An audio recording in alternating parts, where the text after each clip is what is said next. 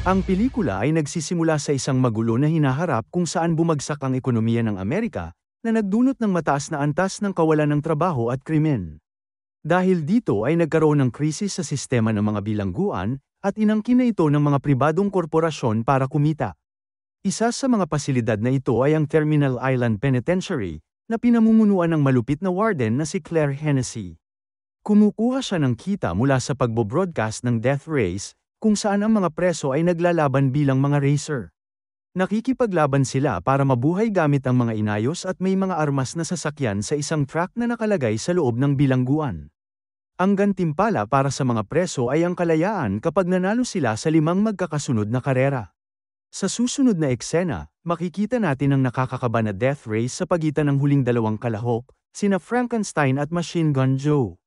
Matindi ang kanilang laban gamit ang mga armas ng kani-kanilang sasakyan, ngunit hindi nagtagal ay sinabi ng navigator ni Frankenstein na si Case na hindi na gumagana ang lahat ng kanyang pangdepensa na armas. Pinayuhan siya nitong huminto dahil maaari siyang mamatay, ngunit tumanggi si Frankenstein na payagan si Joe na manalo at patuloy na binilisan ang takbo.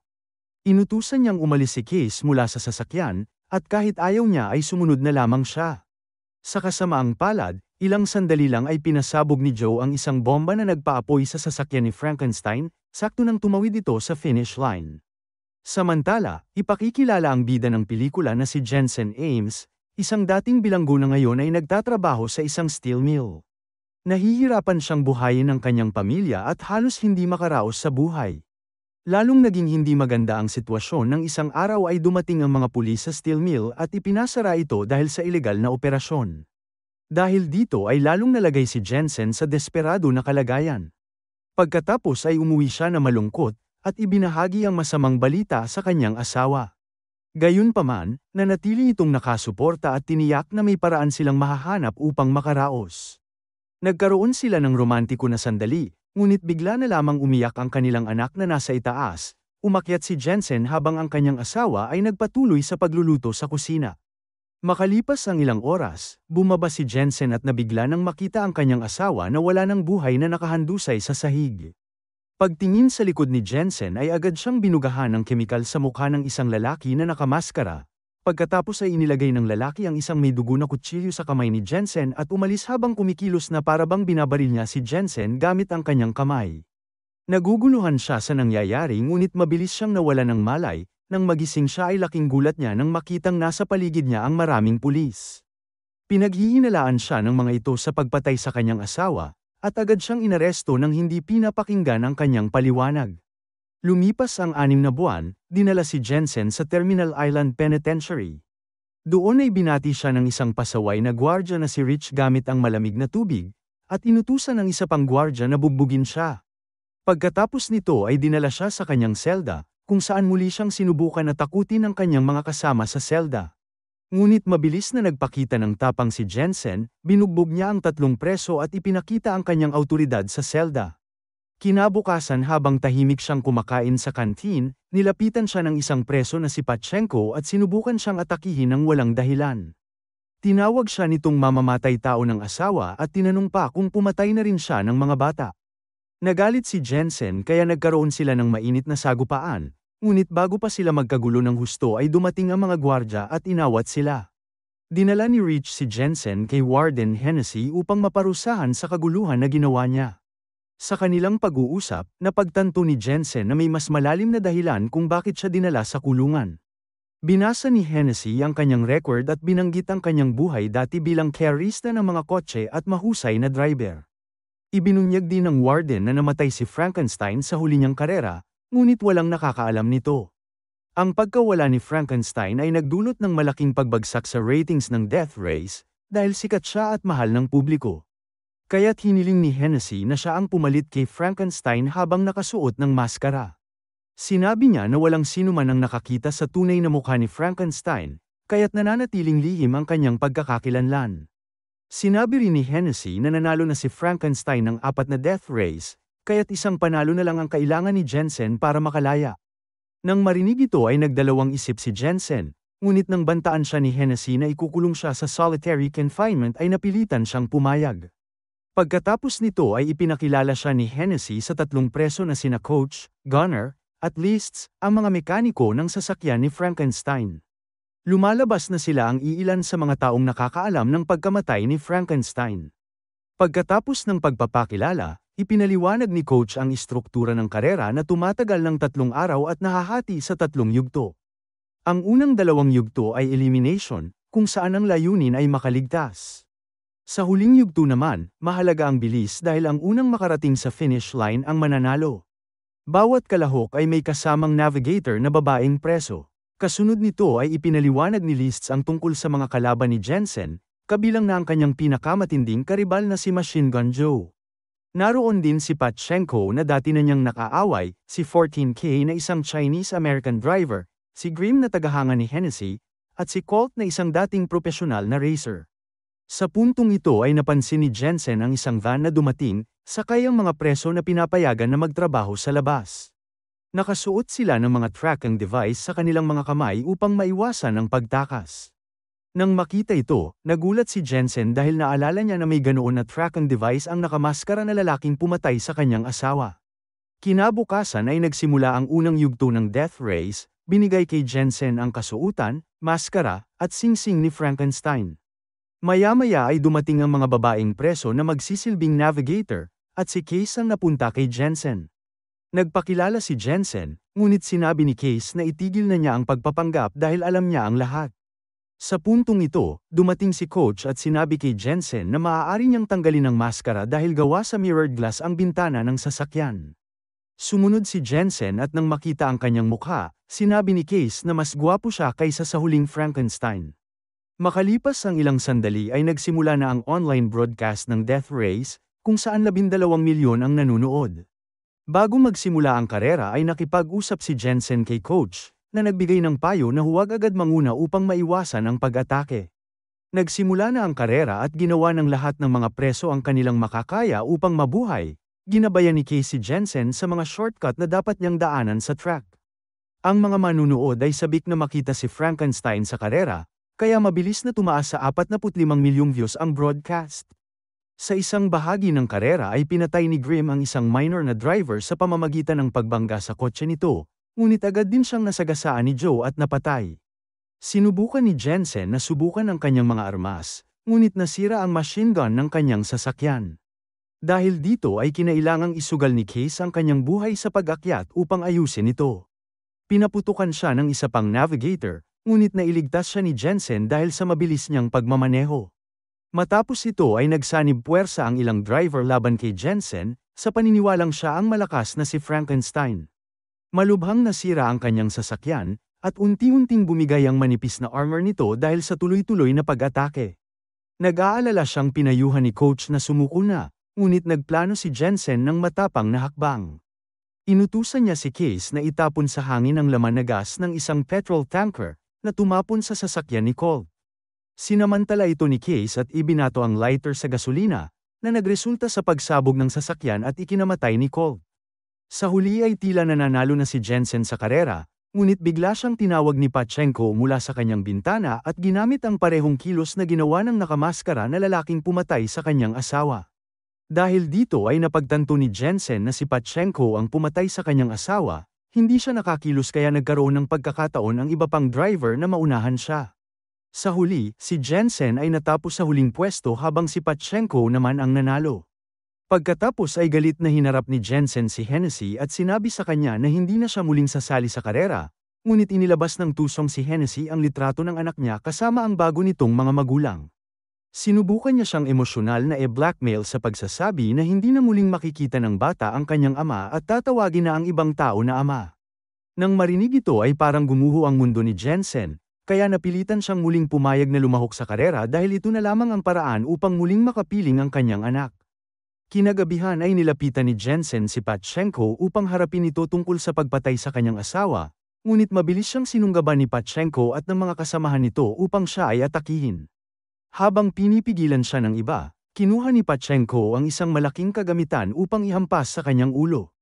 Ngunit biglang may sumugod mula sa likuran ni Patchenko, si Liszt pala ito na inundayan siya ng saksak gamit ang ballpen.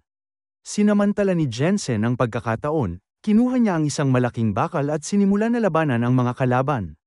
Agad niyang inatake si Pachenko at pilit na tinanong kung bakit niya pinatay ang kanyang asawa, dahil sa takot na malagutan siya ng buhay. Inamin ni Pachenko na si Hennessy ang nag-utos sa kanya na patayin ang asawa niya, at si Rich ang nagdala sa kanya doon upang gawin ang krimen. Nang malaman ang katotohanan, kinuha ni Jensen ang pagkakataon upang gantihan si Pachenko at patayin ito bilang paghihiganti.